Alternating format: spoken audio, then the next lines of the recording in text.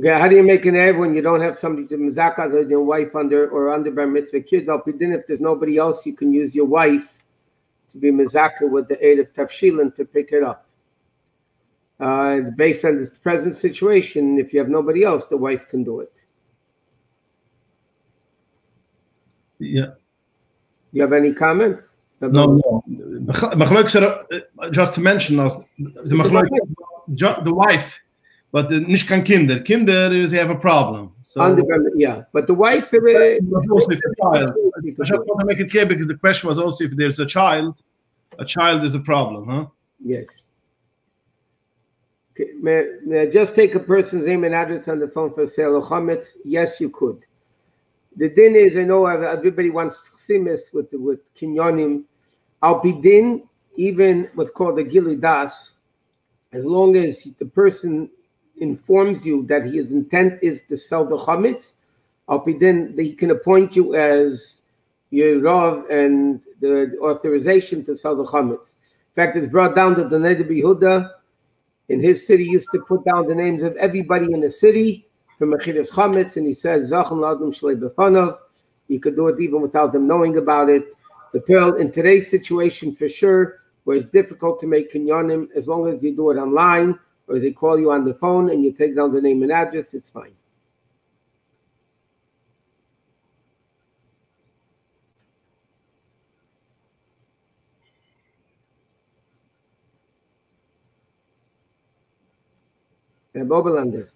Yeah, let me see. Being that it's hectic in the cleaning, kashering, what must be clean for Pesach and what must be clean for Pesach?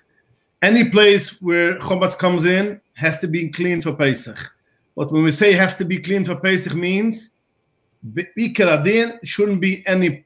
It depends if it has to do with connection with food or it does not have connection with food. Anything which has connecting with food has to be cleaned fine, because a mashi chometz is a problem if you eat it. So if you get touched food and it's in a place where basically there's crumbs, then you have to clean it. But any place where basically you don't get connect with food, so you have to clean it with just, it shouldn't be or a chumash a kazayis or chumash which is less than a kazai, which could be edible. And you could get to it. That means if you know that something fell under the refrigerator, so you don't have to do anything, because basically you're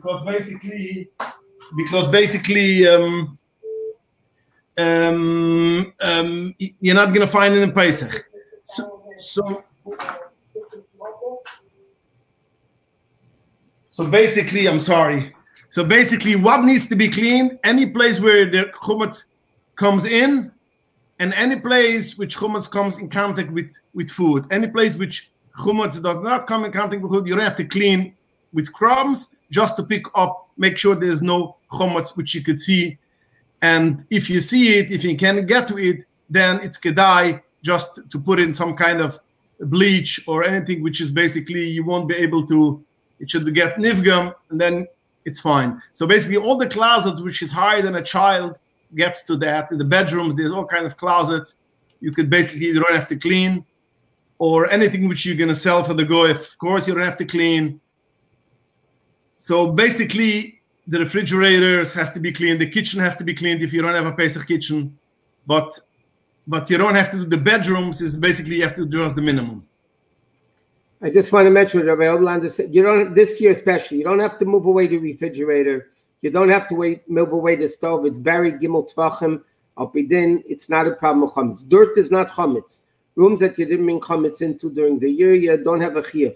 But I do want to remind everybody that the bags of your vacuum cleaners, the vacuum cleaner bags have to be changed or cleaned, because there's definitely a kazayas chametz in the bag, and that has to be gotten rid of.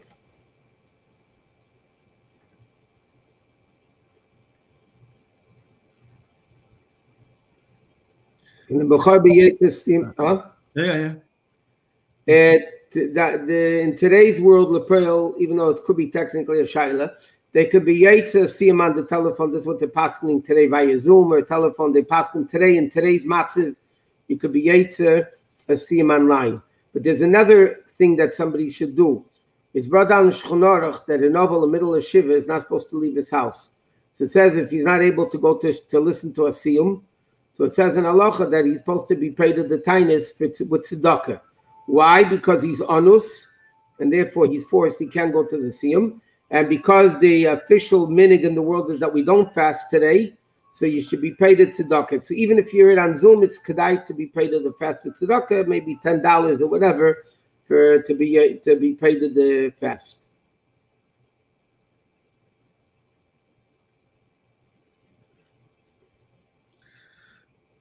What is the minimum that a person can learn to make an own siyam? The minimum which a person could make a siyam is basically a masechta ketana. So you take one of the masechtas midas. Even some poskim say masechta soifrim. You could make a siyam on a sefer in Tanakh. If you finish one book of Tanakh, you learn it through. You can make a siyam. You could make a siyam and even on one masechta of Mishnayos, if basically you learned it with Rav, with Bartanura. Some say you should learn it also with Tosfos Yontif, but others say that even if you learn it just with Bartanura, that will be enough. A person finishes one sefer in a Rambam, he can make a siyam. And some poskim say that not even a sefer Rambam, any sefer, if you finish a sefer, you finish learning sefer Chovos Halevuvos or sefer Azoyer, steht von der Achroinam, in the Algerian Shivas, there was a whole discussion about this, and a lot of Gedola Achroinam before the World War II had the opinion that if you finish a sefer, there's a simcha, so you could basically make a siyam. So if somebody finishes a krach of Lakita Sichas, you can make a siyam l'chaladais. Akapunim, the hold that basically you could make on any sefer. Especially in today's situation.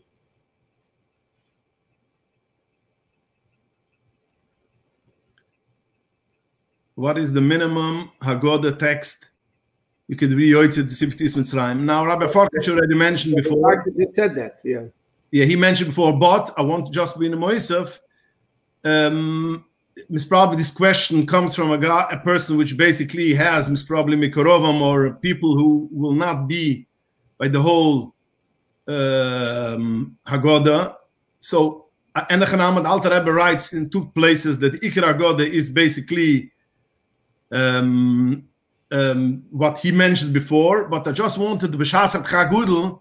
We still have the Mishnah Berurah who brings down a Chaya Udam that if you say Rabban Gamliel, that's enough. And to say the minig is also that that the person should, he talks about a shivcha, the servants. So he says that you should say for Rabban Gamliel, and if it's possible, they should also say the Eser Makas. Now we have to remember the Alter Rebbe doesn't paskin like this. The Alter Rebbe paskins, like Rabbi Farkash mentioned before, 3-4 things which you have to say in Ikar Haggadah. But again, if the question is what you could do b'shasat Chagudel, and you have no choice, is at least you have a Mishnah Berurah brings down a Chaya Udam. There is some kind which you could take, you could use b'shasat Chagudel, you could use other poskim too.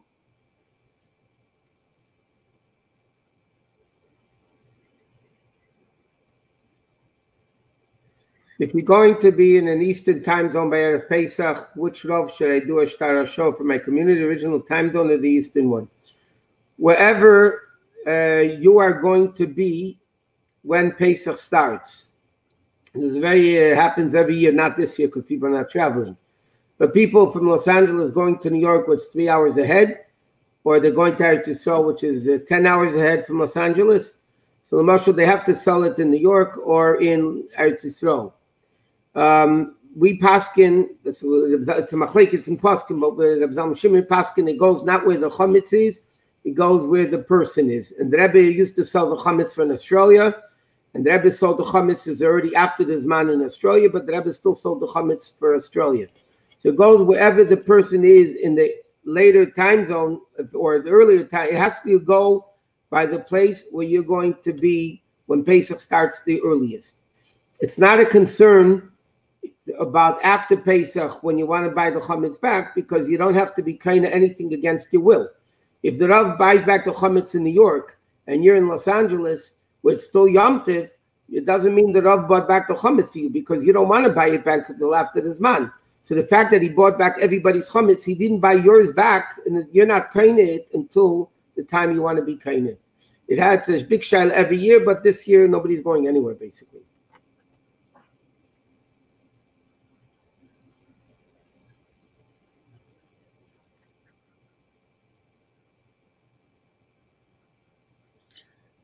Is it fine to use paper towel without hashgacha for Pesach? The answer is, it depends if you use it for hot or you don't use it on your hot. If you use it for cold, you could use any paper towel. If you use it for hot, there are some paper companies which put in starch in it. In starch, it could be sometimes kidneys, and sometimes it could be more than kidneys. So to use it for food, hot food, anything which doesn't have a hechsher, it's not kedai.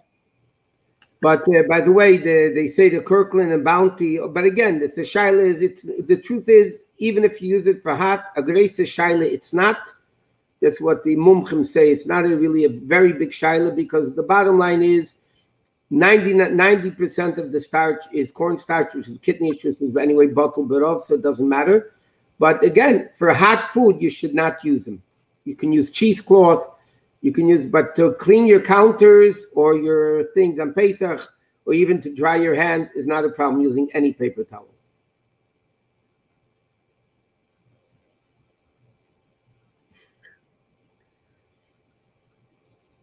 No. If the mikveh in the city are closed, how can I toivel kelim? You can't. If you have an ocean, then you could go to the ocean and be toivel over there. If you don't have an ocean, you cannot toivel it, because you cannot toivel it in the rivers, especially this time. This time of year, steht in Shechanor in Poiskem, that Yemai Nissen is the Nhuras, Kenzan, Ruby, Neutfim ala.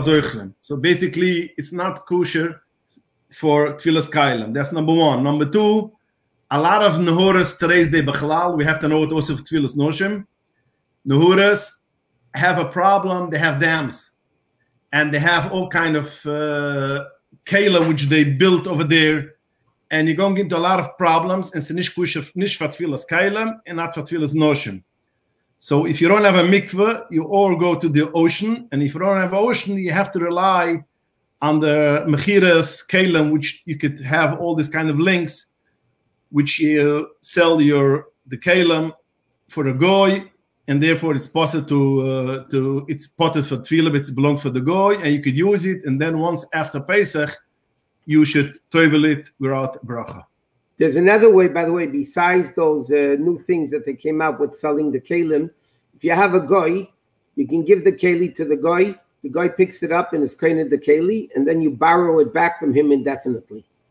And then when the tzara is over, then you take it back to the mikveh. What? This is when you have a goy handy. Same thing. If you have a goy, a lot of people are not letting goyim into the house. But some people still have housekeepers. You have to explain to them, though. They have to understand what they're doing. You're giving to them a matana. They have to pick it up and be kind of it. And if not, so then you can then borrow it back from them indefinitely. Which links? There's now from Montreal. They came out online. There's a link from Montreal. I think Vadar Rabbanim McQueen's is doing it. There's a number of links that are selling the kelim every day.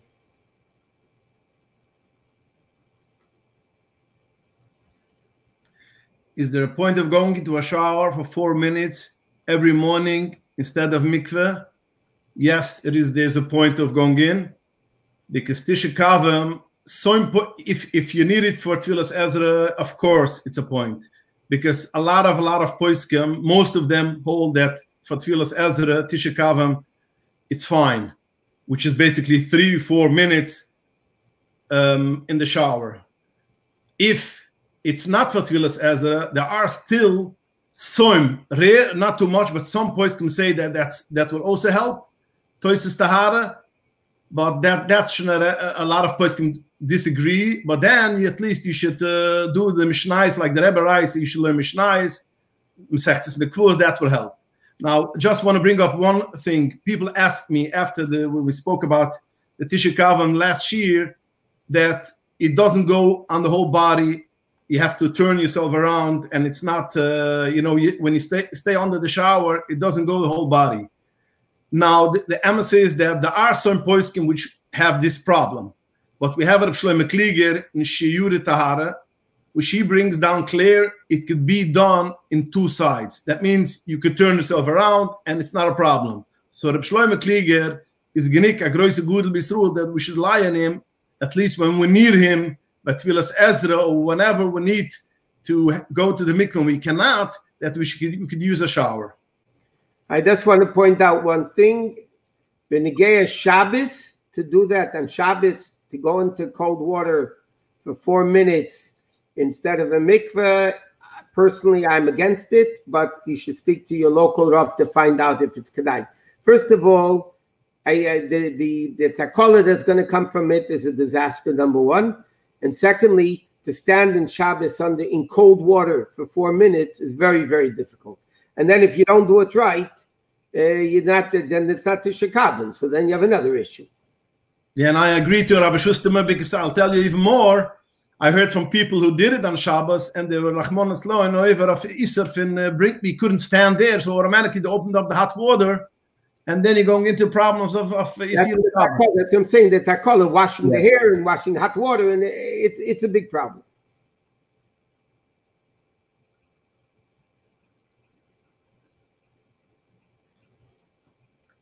Someone in my community had a baby boy. What should I tell him about bris and mitzita? You have to put him in touch with mo'ilim. There are mo'ilim that are still doing brisin, and the mo'il will decide if they should do mitzita b'peh straight or with a tube or whatever. I mean, they should put him in touch with the mo'il and let them decide. But then you have a shaila. I had this the other day. Somebody says there's no mo'il willing to come, and there's only a doctor that's not going to do it kalacha. So sometimes al pi din, you have to push off the bris. You have no breda. In it's Rachmana Patri, you have to push off the bris sometimes until a male is willing to come, rather than doing it against halacha.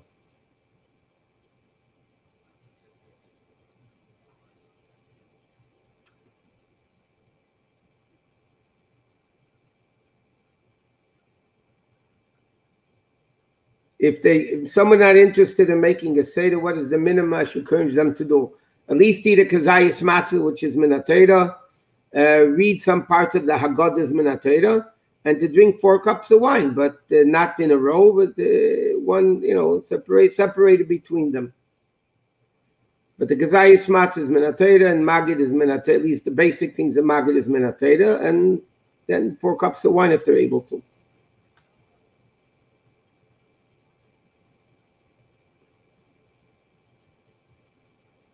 What's the guideline should I tell him, especially if I'm not there? If a community member is kashing in his home for the first time, what guidelines should I tell him, specifically for I'm not there? What you should tell him? If he's kashing, you mean I'm assuming you mean to kashing in the kitchen. So what guidance? It depends what he wants to kasher. If he wants to kasher the counters, or he wants to kasher the sink, which is quite difficult, is the best thing to say, if they could cover it, the counters, the tables, they should cover it with silver foil twice, and you're going to kasher it. The same will go on also to the sinks. Depends which sink. If you have a regular sink, which is aluminum, which today's date is the regular, you could kasher it, but it's also still difficult. You need a stone. If you could purchase an insert, which in most hardware stores you could get it, at least in the Jewish hardware stores you could get it, that would be the easiest thing. But if not, then just explain him what he needs to do, to boil up a hot water, not to use it for 24 hours before kashering, because then it's nis dam levgam. First of all, it's no more deraisa anymore. And then you should at least minimum pour the hot water on the sink and on the counters if he doesn't want to cover it, because at least in some of the shits on Machaber that we say it goes through Roif Tashmishoy. Roif Tashmishoy is not the clearishin. That means, why do we need a stone? Because we are afraid maybe a noodle, a hot noodle, a duvagish fell on the counter or fell in the sink. Now, this is not most of the time. Most of the time, it's usher through iri. So basically, you could rely on the machaber worse to worse. If he doesn't know what to do, he should at least boil up the water, hot water, and spritz it all on the cabinets, on the counters and on the sink. And if it's possible to cover it, even though that he kashed it, will be fine. And if not, can man sich auch verlassen that Sof he kashed it. I would like to add one thing, by the way. There's an OK video, and there's a British Columbia BCK, I think it's called, COL had it today. They have a 15-minute video, which is very, very good. But the OU also has a video. It goes through the steps very simply with a lot of hatadim. People, you should send them to those links. Let them see themselves what needs to be done, and they won't be scared listening to that.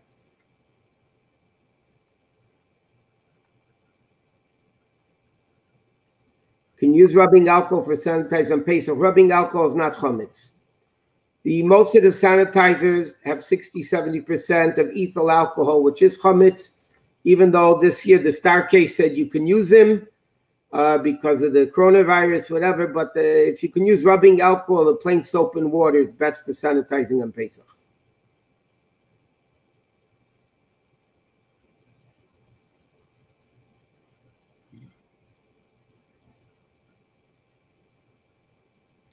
Chamar Medina, someone who drinks wine, someone who drink wine or grape juice needs to use Chamar Medina. Please define Chamar Medina, hot tea, iced tea, etc. Chamar Medina basically is a drink which you're mechabat somebody else to drink. That will be juice, that will be coffee, and that will be any cheshivas which you are basically mechabat somebody else to drink. Now, when it comes to coffee or tea, the only problem is that you have to drink it in one shot. So you cannot drink it when it's cold, when it's hot. You have to cool it down. So if you cool it down and you can drink it at one time, then it will be considered Chamar Medina. But like if you could use other Chamar Medina like orange juice, etc., then you should use that kind of Chamar Medina, because tea and coffee, there is some poskim which disagree with it. But that's only somebody who cannot drink wine or grape juice, and he has to go to Chamar Medina. He could rely on basically juice and also tea, hot tea and coffee when it's cold. With all due respect, I beg to differ, and that is, Ramesh has a clear tshuva. Chamar Medina is defined as a choshev drink. You'd invite somebody over to drink. You tell the person, come over for a cup of tea, come over for a coffee. Juices, orange juice, apple juice, according to most poskim, are not considered Chamar Medina. Yes, there are poskim that hold it is. Most poskim hold it's not Chamar Medina. Nobody says, come to my house to drink orange juice. It's not a choshev drink. Therefore, Lefiani is daiti, tea or coffee that's very warm, that you could drink at one time, not iced tea, because iced tea again is not a Chamar Medina, but a hot tea that's warm that you're able to drink at least the Reiv Revius at one time, or coffee, obviously not with milk in it because you can have milchiks.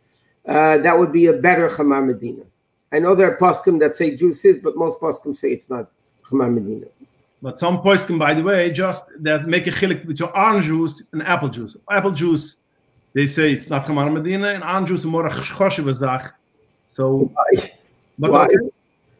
No, why is that? But Gashmis, why is that? I don't care, whatever. That's the story. Whatever, yeah.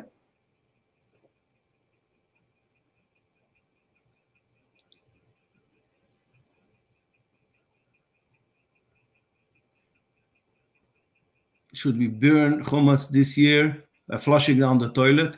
If you cannot make a fire, we make fires to burn the chumash, but lemaisa we don't pass like Rebida, and we hold that bir chumash is b'chol dover. So if you cannot burn the chumash, then Or you could, if you know somebody who burns the hummus, you could send it with him. You could do a shlichus.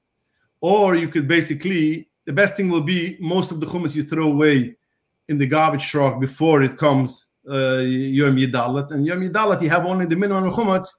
Then either you could crush it and flush it down the toilet, or you could just put on it in gasoline or naft or anything which basically economic bleach, and that's enough to be mevar the chumetz. Most people cannot. Some people, if you have a backyard, you can make a tiny fire, but you shouldn't burn. People come to beer chametz aviyah with the lulav and the esrig and the chalat that they separated the whole year. Obviously, if you're burning chametz in your backyard, you should, if you're going to do it, then it's going to be safe. Only have the 10 pieces of bread that altogether should be a kazayas, not more, and then burn it. If not, like you said, you could flush it down the toilet.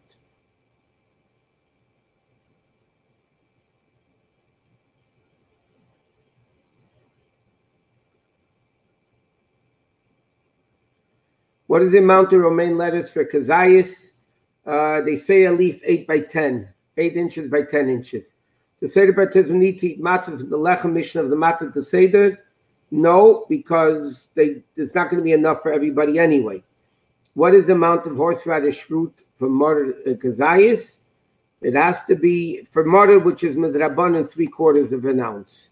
Matzah is an ounce because it's been atera. Mortar, you can do 3/4 of an ounce. Rabbi Oberland, do you want to comment? I didn't see. No.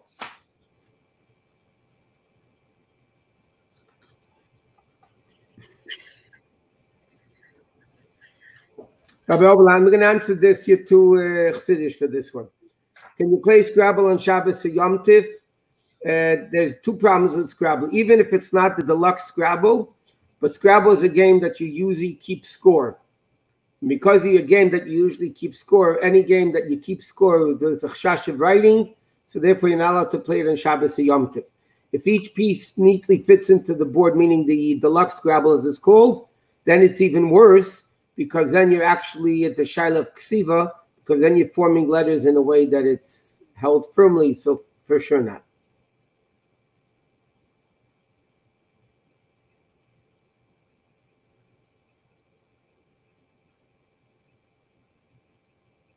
My wife refuses to drink wine for the 4 cups. Can she use grape juice? Yes, you could use grape juice. Now, basically, most of the grape juice, if it's from Kedem,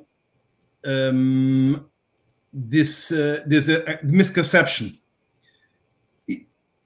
Must, that means, what is it called? Must, is must the English word? Rabbi Schusterman. Must? Must. No, must wine, which is you squeeze out grape juice, which was squeezed out. No, that's called grape juice. It's called must in Yiddish. I don't know if it's in English too. No. And so therefore, if you have in the big from communities, you could buy yain megita. That means squeezed out grape juice. That's for sure. She could be yoitza. But even grape juice, most of the grape juice could become wine. It is not as if that they stopped it. It cannot become wine. The mimchem could take most of the grape juice and make it for wine. So therefore, if a person could not drink wine, could be yoitza with grape juice, any grape juice, which is from the big companies, which we know Kedem, there's no problem. But there are some companies which is not more small companies, which they put in some kind of scoff, which basically could never become wine. Over there, we have already a problem. Some posts can say it's not good to drink, but most of the Kedem wines, grape juice, you could make Kiddush all year round, or the Dalat Koises, again, only if you don't have a bride, because we see them, but the Rebbe was a big deal that you should make Kiddush and wine, Dafke, and the same goes to Dalat Koises, but if she refuses to drink wine, she could drink grape juice. There's a lot of women drink 1 cup of wine, they're out for the Seder. That's it, they're finished, which is obviously no good. But you have to be careful. There are certain companies that make grape juice from concentrate. If it's grape juice from concentrate, then you can't, it's a big shot if you can make Kiddush on it, or the Dalet cases.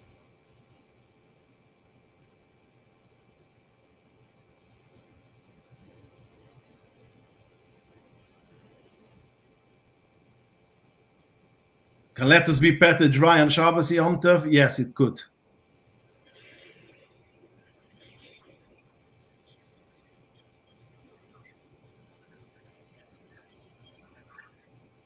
If you kasher the stainless steel sink, it's still preferable to put in an insert. Yes, it is, because the truth is there's a lot of parts of the sink, like around the drain, there's a rim that's very questionable about kashering it.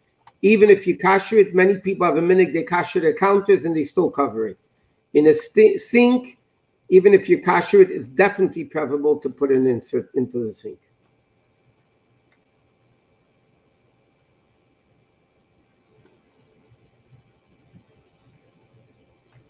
No, and you don't. If you do, I still need to kasher the counters if I cover them, and if yes, do I do that? Just something's more. Irui. No, if you cover it twice, and if it's covered good twice, you don't need to cover it. You don't need to kasher it at all. Only if you want to leave it open, then you could kasher. You should kasher it. If you cover it double wrap, because the Chassam Sofer has a whole chimra that you should have it double wrapped, water could go through, then you don't need to do anything about it.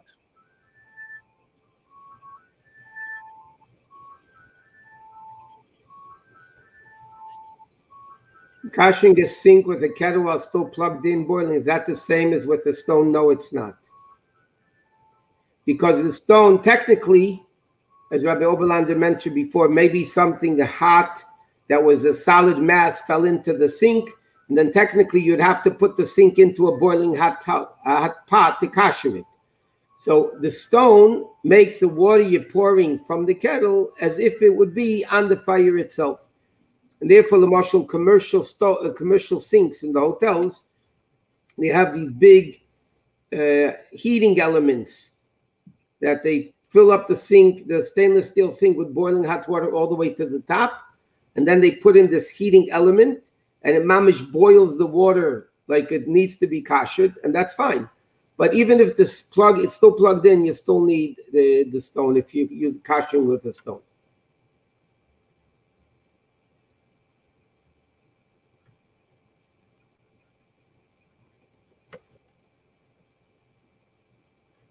Okay, there's a chassidische shaila. The truth is, today's day is much easier of making pictures chalamoid than in the time when the Rebbe spoke, when it was basically a shalaf in ksiva and other things.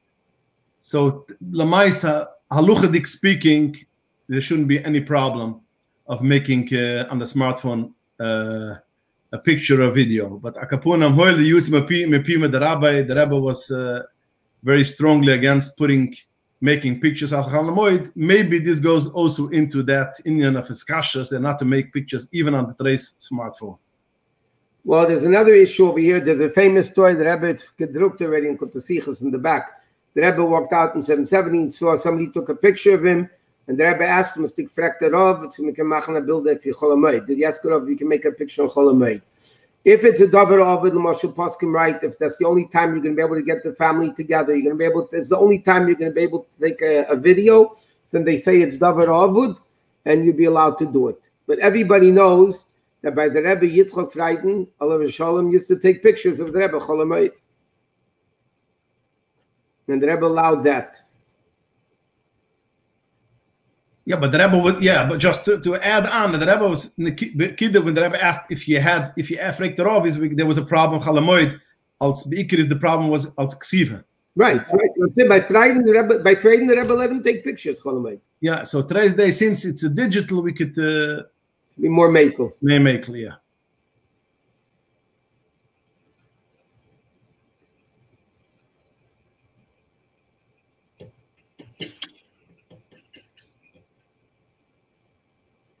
Is there's a point to making a big deal of Bedikas Chumatz if they don't keep Pesach anyway? What does that mean if they don't keep Pesach anyway? That means they bring in Chumatz in? Yeah, they bring in Chumatz. It's not a Pesach Dika house. Yeah, after all, it's a mitzvah. It's a mitzvah that Rabuna to make Bedikas Chumatz. They should still do it. They should still do Bedikas Chumatz even though they bring in Chumatz. It's like the Rebbe holds you should make the mechidas chametz, even though the people are going to sell chametz and Pesach. But if somebody sells the house, there's a Bechloikus Achroinam, but we go according to the Tzemach Tzedek and other poskim that once you sell the chumatz, if you sell the whole house, you don't need to make b'dikas chumatz in that house because you're but they're living in the house, so they're not selling the whole house. He's talking about. If he doesn't sell the whole house, yeah, they should still make. No, I'm saying these people are not from. They're going to be in the house and eat chametz on Pesach. But still, makayim a mitzvah of the Rabbanim. Yeah, still do b'dikas chametz.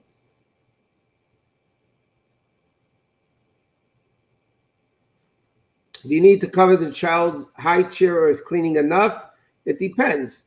If there's no cracks and crevices and you're able to clean it very well and you never had anything hot on the high chair, then cleaning it is enough. If you ever put hot food on the high chair, and people sometimes do, and the kid then doesn't touch it until it cools down, then you'd really have to cover it also.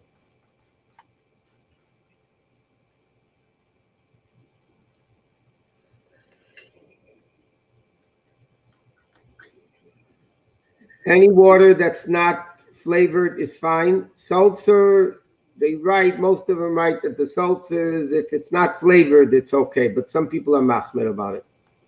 Some people write that you have to know what kind of gas they put in. There are some gases which has to do with good kidneys. Right.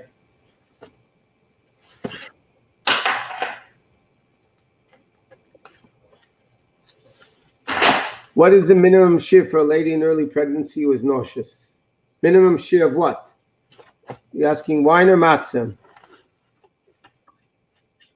Matzah, at least a quarter of a matzah. That's the biggest make kula, at least a half a matzah.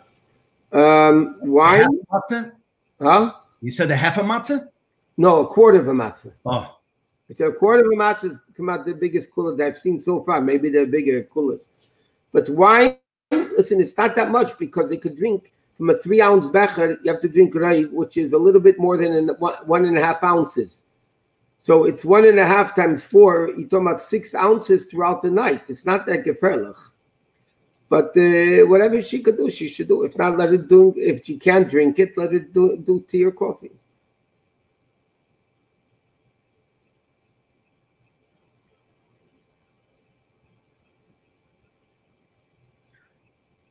Can I kasher a quartz countertop?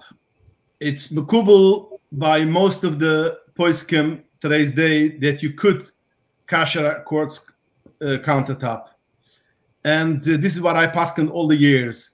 Lately, I got in touch with some guy who manufactures quartz countertops, and he made some problems. He said that there's all kind of things which you manufacture, he manufactures it. So he brought up some kind of questions which they put in all kind of things, glue and plastics and other things. So now I say you could kasher it. It's preferable that still you should cover it in any case. It's better to kasher it. A lot of poskim say takir. Not everybody agrees that's the best thing to kasher. So if you want, the best thing is to cover it.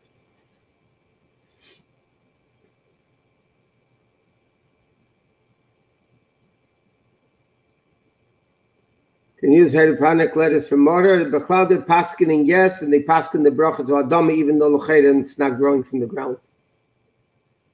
Rabbi Oberland, what do you comment? I read only what I read that they said it is no problem. And they write the brachas or adama, which is okay, yeah. I don't know, because it doesn't go on the ground officially.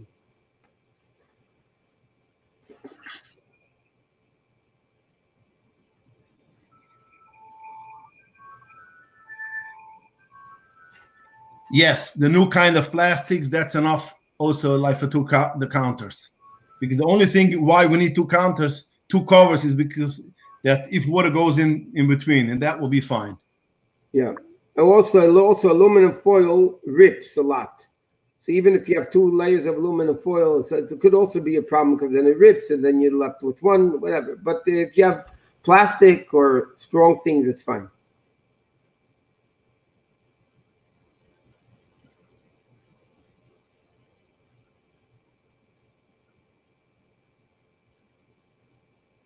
According to my information about materna, it's kitnius. There's no chametz in materna, b'chlal. This is what I was told. I might be wrong, but this is the information I got. And if it's kidneys, a baby could take it, but you have to keep it separate, meaning you have to wash the bottles in the bathroom sink, not in the kitchen. If you put the bottles in the refrigerator, they have to be in a bag, but just keep it separate.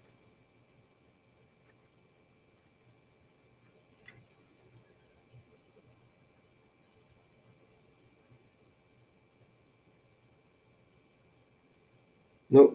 This is a political question. Well, one thing I can say, Welch's grape juice, is it okay? Yeah, it has a hechsher. Okay. Yeah, it has a hechsher. So okay.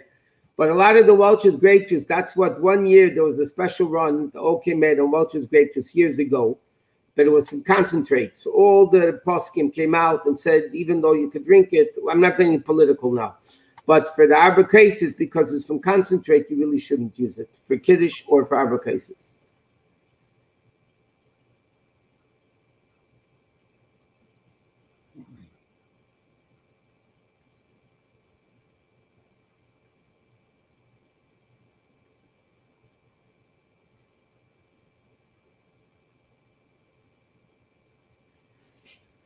What is the question? I mean, you're using your kelim with your ingredients, so why should there be a problem?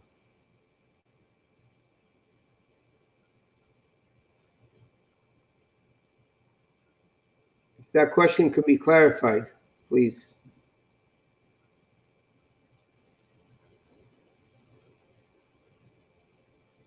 Your regular headache, can I take Advil? Regular Advil, they say it's okay. It might be kidneys, but again, if you have a headache, you have a din of a chayla, and you're not eating it, you're swallowing it, so you could take it.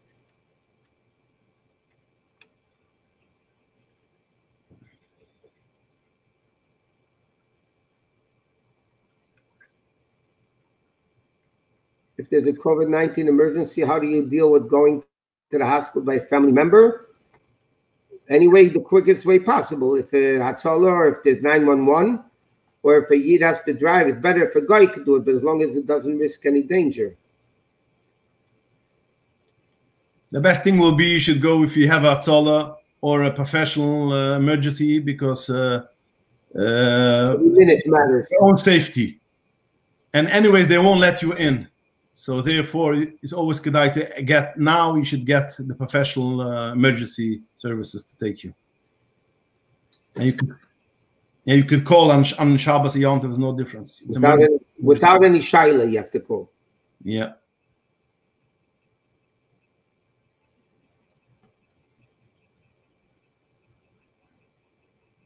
You have to cover the stovetop, not the grade 100%. That has to be thoroughly covered. A few times it's aluminum foil, a few layers, because there's mamish hot chametz on it the whole year. And if it's stainless steel, you can kasher, but even then it would be better to cover it. But the stovetop, especially if it's not metal, must be covered.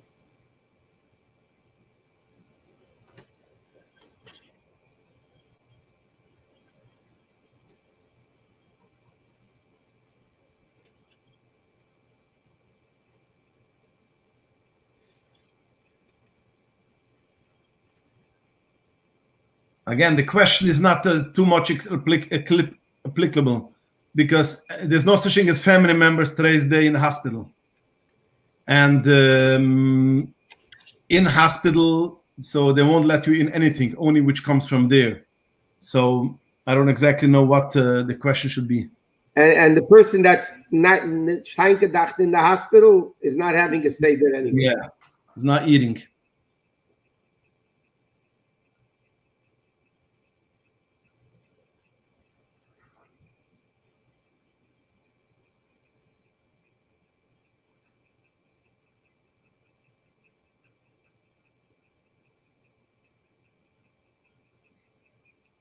Oberland, do you want to answer that one? I'm in the middle of reading it.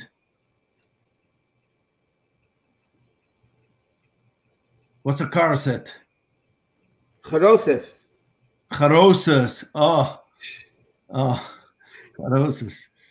The custom in the community is farting, and the charoses requires dates, raisins that are blended, and the fruit passes, etc. So the question is what? Who makes it? You make it for them, so you make it without them. They should put in whatever they want.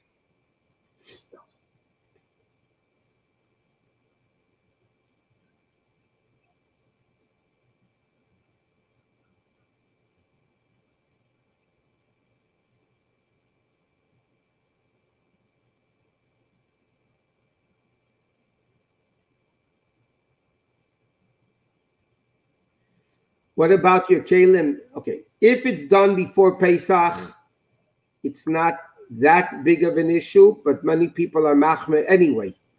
Some people are makel before Pesach to not to peel vegetables and to do a lot of kulas because it's bottled before Pesach, bottled b'shishim. On Pesach it's not. It's everybody has their chumas. What about your kelim? Some people will not allow that in their kelim even from before Pesach. Some people would be makel. Some people are not. It's cold. Everything for there is cold. Cold and before Pesach. Before Pesach, you wash it off and finished. Yeah, but some people are machmer, and there are those that are machmer. But it's up to you.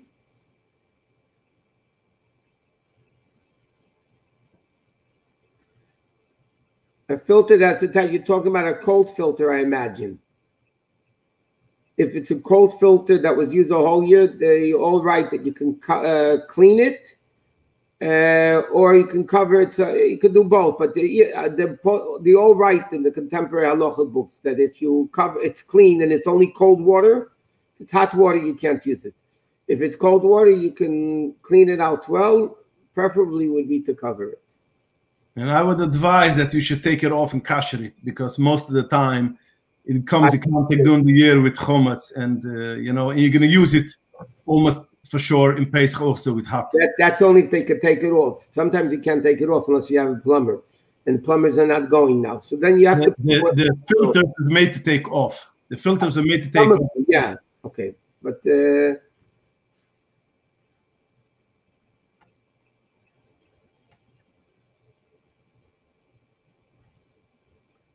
An urn that's used to heat up water is poured directly into coffee. Need to be kashed for Pesach. It needs to be kashed for Pesach. An urn is very, very difficult halachically to kasher. There's plastic pieces in there. The shaila how you're going to kasher the outside. You really can't. And it's definitely around chametz during the year, and the urn is hot, and therefore hot chametz is touching it. You can have chametz in the kelim, and then you have leinifsek hakiluach when the flow is going down. It makes you can't kasher. Bottom line is, the chametz stika urn should not be kashed for Pesach, and you definitely cannot use it on Pesach.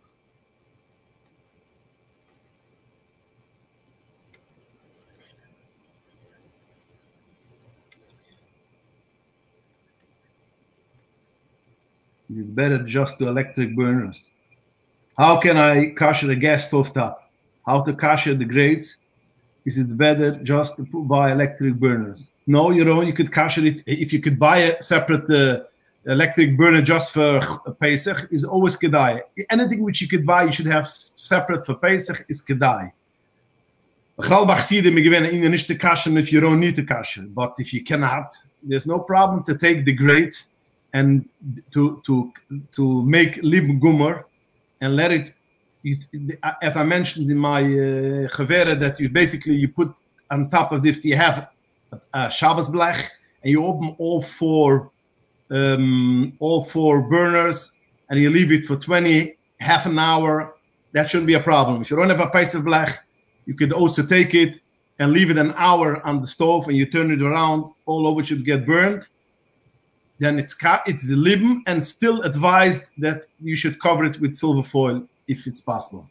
By the way, just to keep what Rabbi Oberlander meant is like this: with the fire in a glass stove comes out in the middle of the grate, so the sides of the grate are not really getting direct fire. Pick up the grate, you put a quarter of it directly over the flame, leave it in there for 10-15 minutes, and turn it around with tongs or something that each of the four sides gets burned directly with the fire itself. And if you close the lights and it's dark, you see a taka turns red hot. According to the Mishnah Berurah, the grates don't have to be made libun gomor. It has to be made libun kal. According to the Alter Rebbe, the way the Rebbe Rashab learns it, it has to be libun gomor. Yeah, the Alter Rebbe is very machmer on the grates. He says sarach libun. The Rebbe Rashab says he means libun gomor.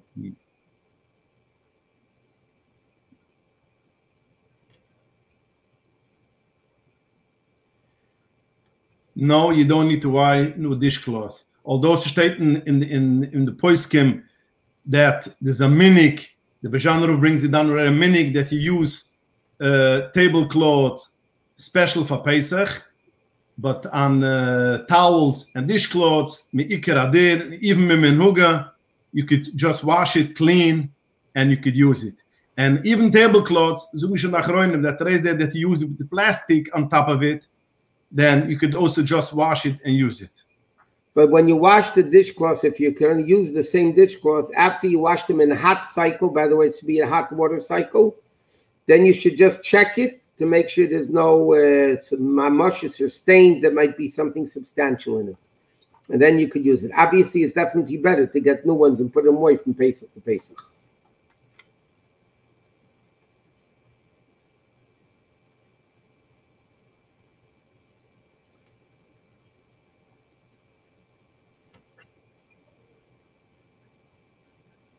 Why not? If you sell the whole Beis Chabad, then you don't have to make blikas chumetz, and that's the easiest thing. I know a lot of schools in Monsey sold their shul because it's going to be closed all Pesach. You don't have to do blikas chumetz, but you definitely have to sell it because there's chumetz in there that belongs to Beis Chabad. Yes, that's what I said. You should sell it. You don't have to make blikas chumetz. You don't have to do blikas chumetz if you're not going in there. If you're going in there, you need to do blikas chumetz, by the way. Can I kasher an old oven? If it's not self-clean, it's a very big problem because number one, you have to make it spotlessly clean. Talk about, let's say, a gas oven. You have to make it spotlessly clean. You need to go in with a flashlight and check. Then there's a drawer at the bottom, a rack at the bottom that covers the fire. If you take out that rack, you're going to see tons and tons of dirt in there, which has to be spotlessly cleaned. Then if you leave that tray out, that the fire is exposed directly into the oven, you leave it on to the highest, which is broiled for an hour, and then put back the tray and leave it in for another half an hour. The diavad, according to certain poskim, is good enough, but the racks, either you need to self-clean, blowtorch red hot, or cover them a few times with aluminum foil, make holes in them for the air to circulate. But it's really a problem to kasher an old oven. I just want to ask one thing with what Rabbi Schusterman just said, that you have to cover it in any case, because first of all, the Alter Rebbe is very big machmer that it has to be liben b'oise tzad, where you put in the chumetz. Now, some points can disagree with the Alter Rebbe firstly, but Lamaz the Alter Rebbe does say there has to be the same side. In the old ovens, it's not possible that it should be on the inner side. So according to the Alter Rebbe, it's impossible to kasher.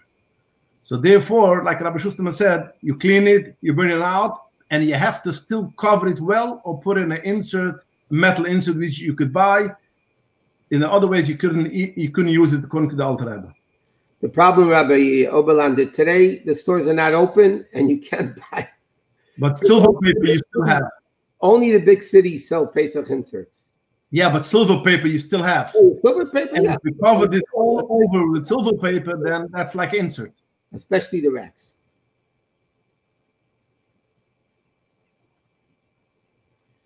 Are there any problems with non-stick frying pans?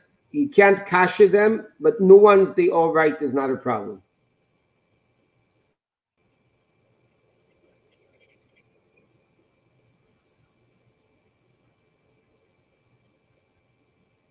Like Rabbi Schusterman said before, it's always preferable to be covered if you could cover it. But lahalocha, if it's kashed with a stone, good, you don't need to cover it.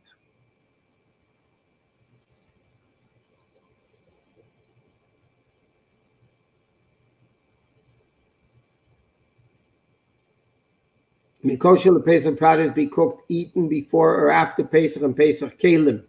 That means it's products that, I imagine the question is products that you personally don't eat on Pesach, but is it okay to cook in your Pesach Kalim and eat it either before Pesach or after Pesach? Does it ruin your Kalim?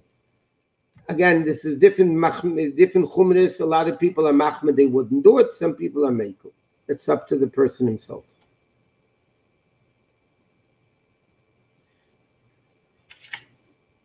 Does the vent under the cover over the cooktop pose a problem on Pesach? Yeah, a very big problem, and has to be very well cleaned and covered twice even, because the zayah, the heat, goes up and is a big problem. Yes, has to be covered very well plus cleaned. And Bechlal, the microwave, I know the books write that you can kasher for Pesach, but you really shouldn't, because they're not talking with things, chametz spritzes on the walls, that you can't kasher in the microwave. So if the walls get chametz stick with hot chametz, you really shouldn't kasher microwave on Pesach.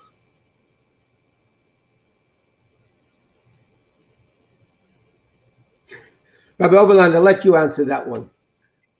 You throw again. The answer is no. I'm going to say it bluntly, no. Okay. Although some people lately started making a whole balagan that you are permitted, but it's not permitted to make a shower on Yom Tov. No. And not only that, but it's going to lead to other isurim. Number one, they're going to start washing their hair, which is chita. They're going to end up using bars of soap, which is also asur and Shabbos and Yom Tov. And even if you're going to use plain hot shower and Yom Tov, which is not necessarily going to, you're still not allowed to. And somebody who smokes on Yom Tov shouldn't even ask this question, because even the poskim, which basically wanted to allow to make a shower, which goes with the whole lamdas, the today's day is shuvah l'chanefesh, but smoking is not shuvah l'chanefesh. So you cannot take both killers at the same side. But the answer is no, you cannot make any showers on Yom Tov. Rabbi Oberlander, they tended the smokers as pikuach nefesh. Okay. Okay, we'll see how the people react now in COVID-19, if it's pikuach nefesh, not to go out, and if they go out or not. So then...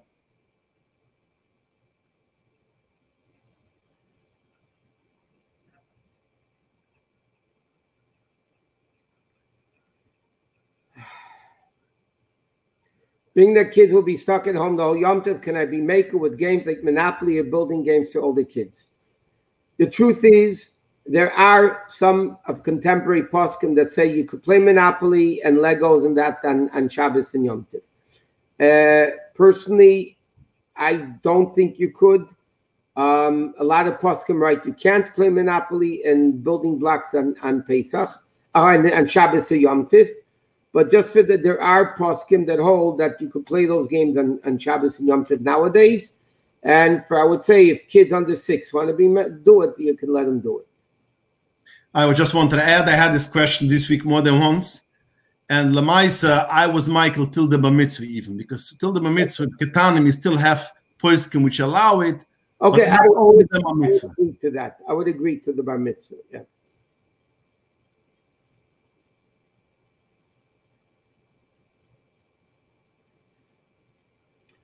Playing on grass is as follows. If you're playing soccer on grass, where you're going to be kicking up grass, it's a psikration, you wouldn't be allowed to.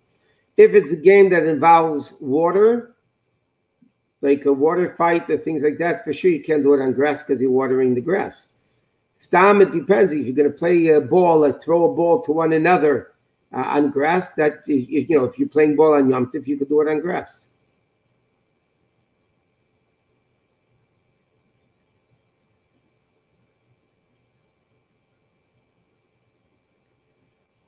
What's with Soda Stream? I don't know. Maybe Rabbi Oberlander knows. I don't know. No, I don't know.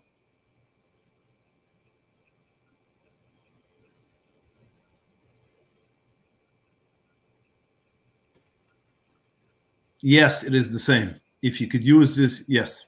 But don't leave the oven plugged in when you go over the water. Yeah. You get electrocuted. You have to pull out, make the iron very hot, and pull out the plug, and then pour the water.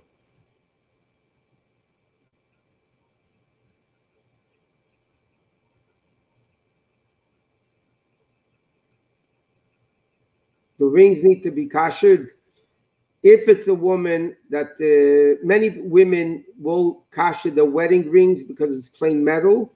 The diamond rings and those rings that are intricate, you might ruin by kashering it. The best thing to do is when the woman cooks and bakes, she should not be. First of all, the rings should be completely cleaned, very clean, and then they shouldn't wear it when they're cooking and baking. When they're sitting by the table, then they can wear the rings if they're clean, and you don't need to kasher them.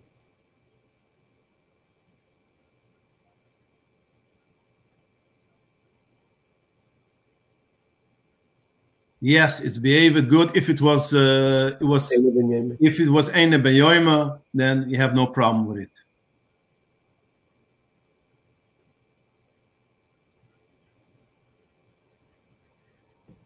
The best way to cover counters that cannot be koshered is with vinyl, heavy-duty plastic. Some people have cardboard they use and put something over that. Whatever is practical. Some people use contact paper. If you glue down the contact paper to the counter, some people say it's a big problem. Bagashmi is taking it off afterwards. But you could put down contact paper and just tape it down. That you don't need to.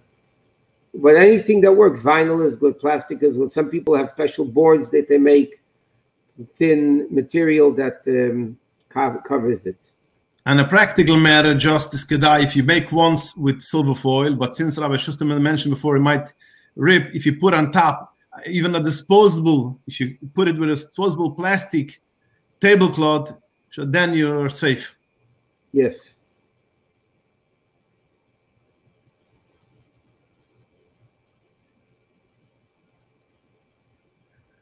This is totally b'menhugam, people who makbat that you should peel it. If you could peel it, I don't know if you could peel a pepper. Well, they're writing if you could, if I peel them.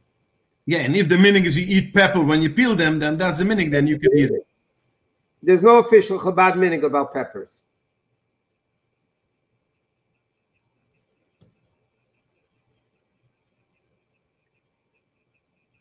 If you cover the glass door of a self-cleaning oven, if your self-cleaning oven with the racks inside, and by the way, you could take the grates of the oven, of the stovetop, and also put them into the self-cleaning oven.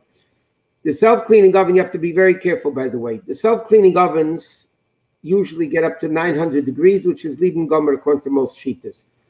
The door doesn't get that hot. So the inside of the door, the whole inside of the door needs to be lined with heavy-duty aluminum foil, a few layers, and just an eighth to wrap it around the outside door and tape it up, otherwise it's going to fall off. People have to be very careful. The new ovens that are self-clean, there's a new method of self-cleaning, which is called Aqualift. And there's one more, I forgot the name of it.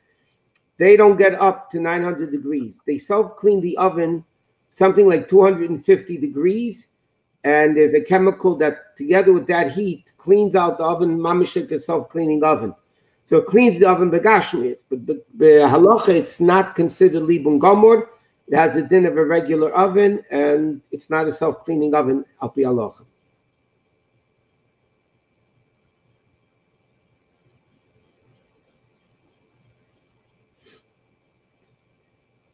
No, Rabbi Oberland, you started with the showers, and it was Bathe the kids, I want them to know you shouldn't do that. They got dirty, and you want to use hot water for that, that's fine. But bathe them officially, no. I mean, there might be a heter, by the way, one second. There might be a heter that, let's say the kid terribly made a BM in the diaper, and it's all over the bottom of the body. So that maybe you can put him into a tub just for that part of the body, but you can't bathe the entire body. That part of the body can be cleaned in the bathtub, obviously not with a shmata, with the liquid soap or something that's not going to be a problem of schita, but the whole body you can't bathe. And that will go for a man too, for an adult too. Yeah, if he got dirty or whatever. So having a separate fish egg pot reel. Fish pot is a shiloh a whole year. Some people have separate fish pots a whole year because of fish and meat.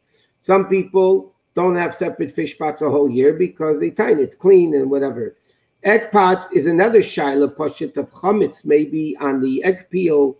So there's two separate things. If you have a separate fish pot a whole year, you should have a separate fish pot for Pesach. If you don't, you don't need. But for egg pot, for Pesach, you need a separate egg pot.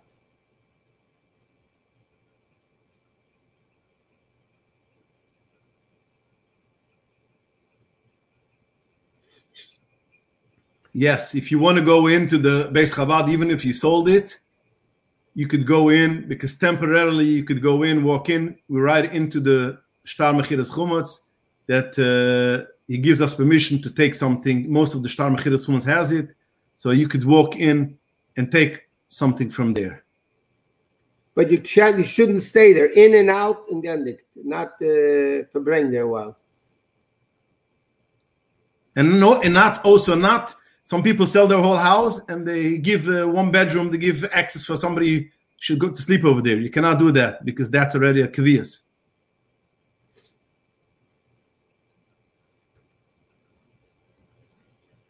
Again, Rabbi Oberlander just said, if you sold a closet, you realize you need something from there that isn't chametz, can you get it? Yes, but in and out, and that's it.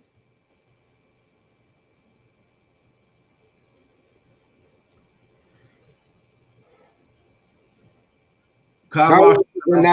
Yeah. Okay, go ahead. No, go. Car wash is not open. You have to go out and clean your car well because cars usually have chametz. And even when you have a car wash, you have to make thorough bedikas chametz, because I could say 3 or 4 times after I gave it out for a professional, I still found a piece of pretzel, etc. So cars has to be cleaned for be'en, and wherever you touch around, it should be cleaned even for periurim. But in any case, I don't think this year it's a big deal because we should stay home all chalamoid. And the best way will be if you sell your whole car to the goy, and then you don't need to do anything. I just want to say, by the way, just to add to it, you don't need to wash the outside of the car. What Rabbi Oberland is talking about, the inside of the car has to be vacuumed and cleaned and make sure there's no chametz. Because underneath, in between the seats, all over the floor, in places you can't even imagine where there's chametz. And by the way, that also applies.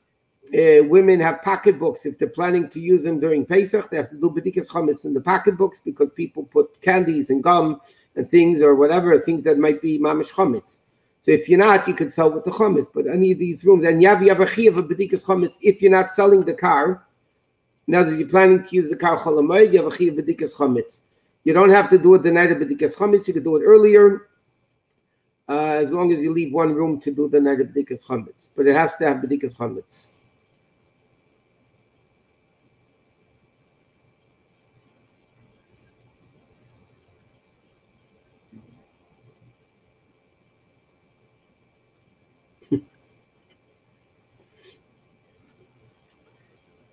There's no Chabad minhag about eating garlic, by the way.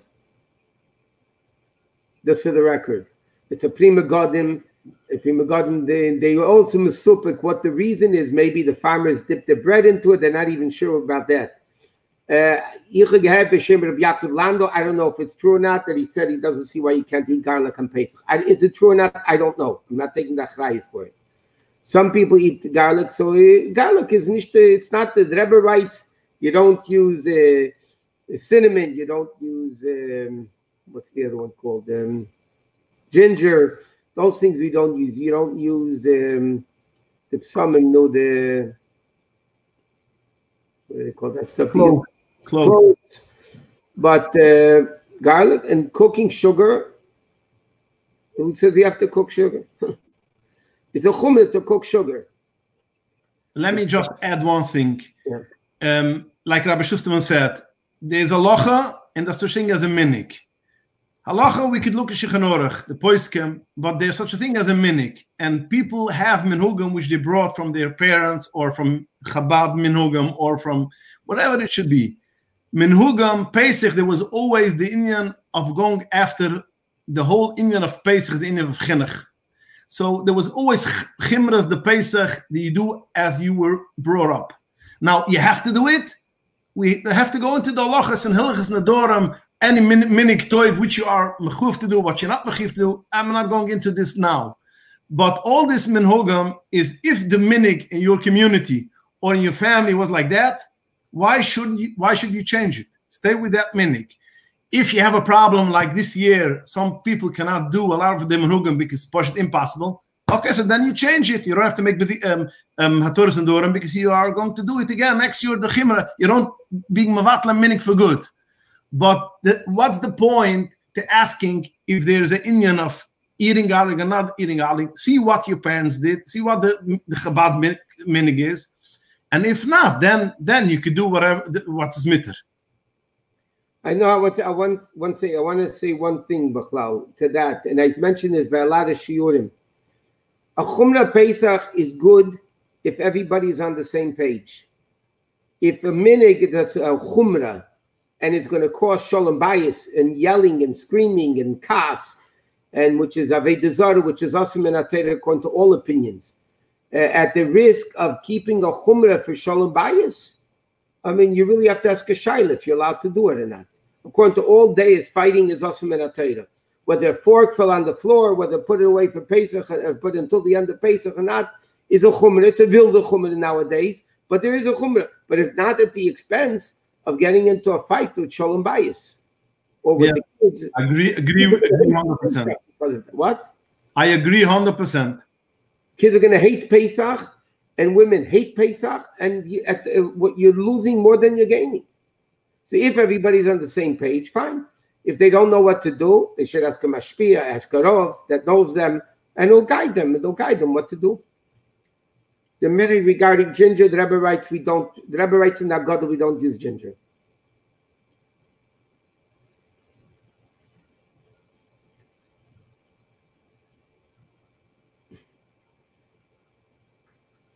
What?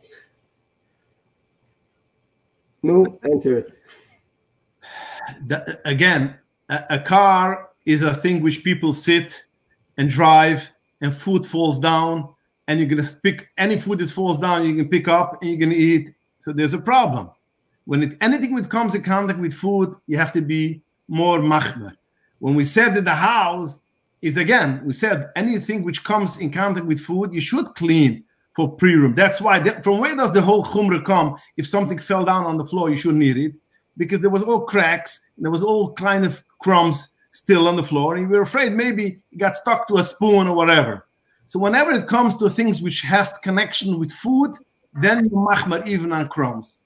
But in the house, usually, if it's not a place where you eat, in the dining room or in the kitchen, or let's say, for instance, in the bedroom, so if something falls down, there's nothing what to worry. But in the car, usually, I know my children always used to say, once the Genaida goes on, you get hungry. So people eat in the car, and things fall down in the middle of driving, and you're going to pick it up and put it in your mouth. So you're going to eat a mashi chumetz. And the kids, by the way, middle of Pesach, will stick their hands in the seat and find something to eat, and they'll eat it.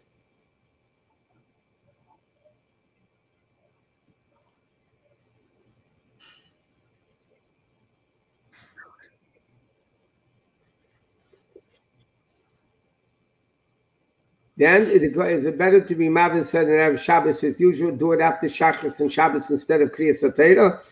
Ideally, you should do both. Mavin said that you should do on Friday, L'chatchila, and Kriyas HaTorah, you do it again. According to a lot of poskim, you have to do it before the Suda Shabbos. So therefore, it's better to do it Erev Shabbos than Shabbos morning.